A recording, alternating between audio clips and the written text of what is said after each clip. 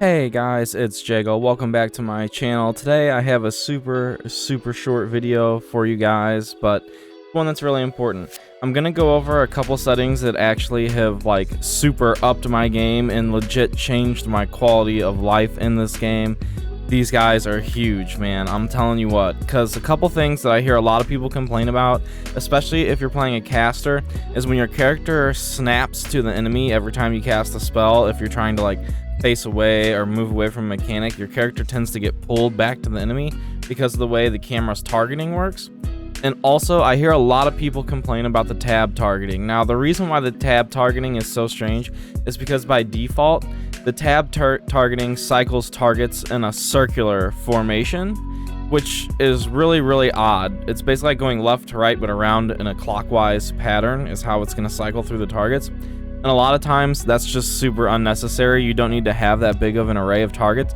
So what I'm going to do is I'm going to show you how to sort of set your tab target up to where it kind of stays where your camera is positioned, and how to separate your camera and your movement so you can kind of target freely as you move around to look at mechanics and whatnot. So as you guys can see, I have my character set on legacy movement right now. So W, A, S, and D. W is forward, A turns me around, it doesn't back up.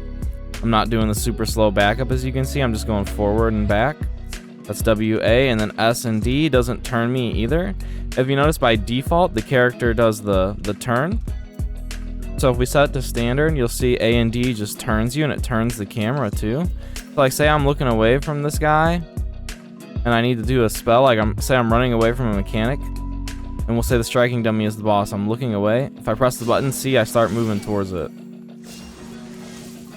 and it yanks me around, which is absolutely atrocious. I can't stand that setting. Can't stand it. So what we're gonna do is we're gonna go into System, and then we're gonna go to Character Configuration. This has also got a keybind on your keyboard for K is the default. And you'll see at the very top, you'll see Movement Settings, Standard Type. We're gonna go ahead and switch that to Legacy Type and hit Apply. So as you can see, we're back. W, A, S, and D is allowing us that free movement. Now I can spam my dot or anything that's an instant cast or instant ability while I'm moving, and it literally is not affecting me at all. I can move my camera and my character freely. This is huge in raids, guys. If you play a caster or a healer or anything that has a bar, man, God, do I recommend using this setting. It is huge. Alright guys, and the next setting we're going to talk about is tab targeting. So I have it set up to the default right now, and as you can see, it's doing the circle around me in kind of a clockwise pattern. It goes around. So this setting by default is called depth ignore. It is ignoring depth. What we're going to do is we're going to go ahead and go back into character configuration. That's K on your keyboard, and right here under target type where it says target closest enemies, we're going to choose cone.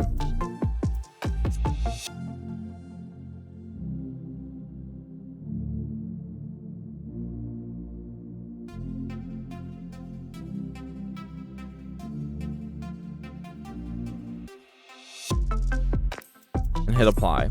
Now, as you can see, I can kind of point my camera and target instead of it just going all around in a circle.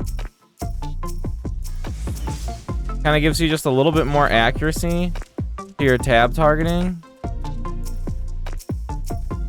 and it's gonna make your life a whole lot easier, especially if you're like still playing through the MSQ and you're doing a lot of stuff in these open world areas. Man, I'm telling you guys, this setting is a game changer. I really can't recommend it enough.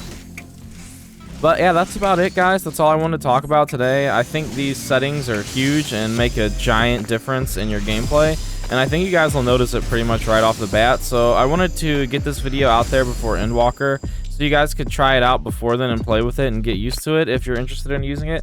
And if not, and you like the default, well, that's just fine too. You can play the game however you want. There's no wrong way to do it. So alright guys, that's going to be it for me today. Thank you so much for coming by and watching this video. Please don't forget to like the video if you enjoyed it or found these tips helpful, and subscribe to the channel if you want to see more. Thanks, and have an awesome day.